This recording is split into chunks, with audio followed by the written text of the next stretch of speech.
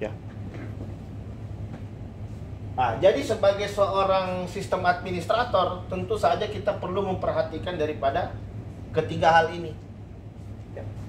Jadi sebagai seorang pengelola sistem, tentu saja kita harus dapat memperhatikan daripada CIA trait ini, kerahasiaan, integritas, dan ketersediaan.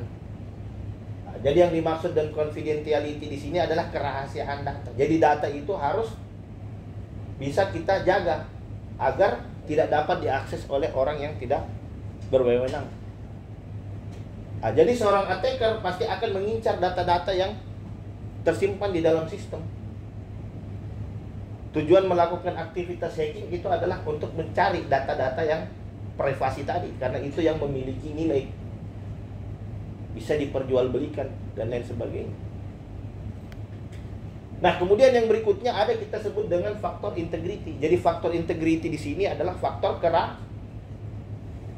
keutuhan data. Jadi data itu ketika kita transmisikan, ketika kita simpan, dia tidak mengalami yang namanya perubahan utuh.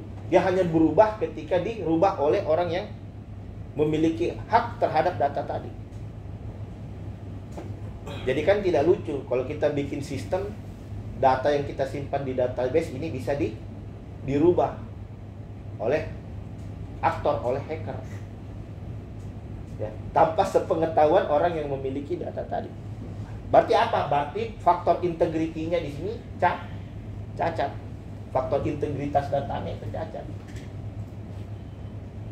Dan yang terakhir itu adalah terkait dengan availability atau yang kita sebut dengan ketersediaan. Jadi kita harus dapat menjamin layanan kita ini selalu tersedia untuk bisa diakses oleh pengguna. Kapanpun itu, on 24 jam selain hari kiamat. Tapi tidak gitu juga ya. Karena kenapa? Karena ketika layanan ini tidak tersedia, maka kita menjadi rugi. Seharusnya ada transaksi terjadi di rentang waktu tersebut, tapi karena layanannya tidak tersedia, maka kita kehilangan peluang. Seharusnya kita ada income masuk karena terjadi transaksi, layanannya tidak bisa diakses. Jadi makanya kadang kalau kita sering baca berita, terjadi down selama 2-3 jam, perusahaan A mengalami kerugian sekian-sekian miliar. Memang betul.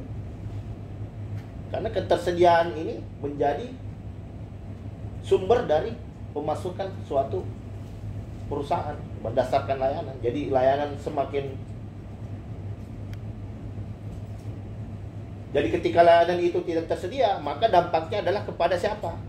Dampaknya adalah kepada pengguna. Selain itu dampaknya juga adalah kepada organisasi perusahaan. Saya butuh untuk transaksi saat ini. Saya butuh untuk melakukan pembayaran barang misalkan. Saya butuh untuk melakukan transaksi investasi segera gitu. Tapi ternyata layanannya tidak tersedia. Berarti saya dirugikan dong sebagai pengguna. Dampaknya ini kepada siapa? Dampaknya tentu saja kepada reputasi daripada penyedia layanan. Besok gak usah pakai layanannya mereka, sering down, sering gangguan. Jadi peran serta kita sebagai seorang engineer adalah untuk memastikan daripada ketiga hal ini: kerahasiaan data, integritas, dan ketersediaan layanan. Jadi boleh down, tapi jangan lama. Ya. Jadi ada kita kenal dengan istilah SLA, Service Level Agreement. Jadi Service Level Agreement ini macam-macam. Ada yang SLA 80%, ada yang SLA 99%. Jadi tidak ada itu SLA 100% ya. Bahkan secanggih apapun sistem itu pasti akan mengalami yang namanya gangguan. Tapi peran kita di sini adalah bagaimana kita bisa melakukan pemulihan, recovery dengan segera